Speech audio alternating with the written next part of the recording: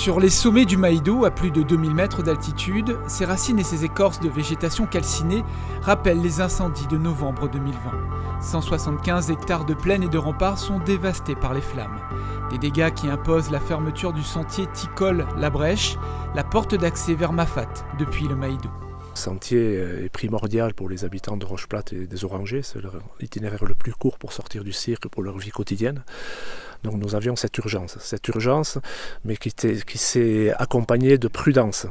Il aura fallu presque 10 mois pour observer et dégager les roches instables sur cette falaise fragilisée. Le département, avec l'appui technique de l'ONF, a travaillé à sécuriser ces 5 km de sentier. Les ouvriers forestiers de Mafate ont reconstruit à la main une partie du sentier. On a commencé par taper dans le talus amont, et voilà, sur 2 mètres de hauteur, à la baramine, à la pioche, au burin et à la massette. On a travaillé même au burin.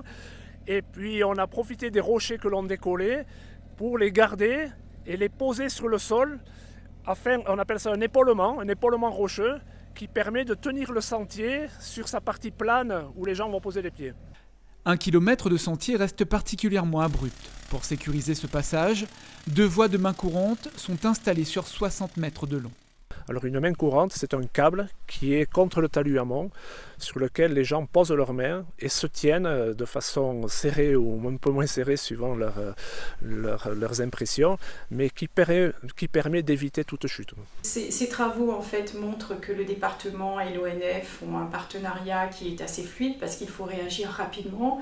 L'ONF, qui est notre bras armé, est vraiment expert en la matière puisque ce sont des travaux qui sont très complexes avec la nécessité de mise en place de dispositifs de sécurité.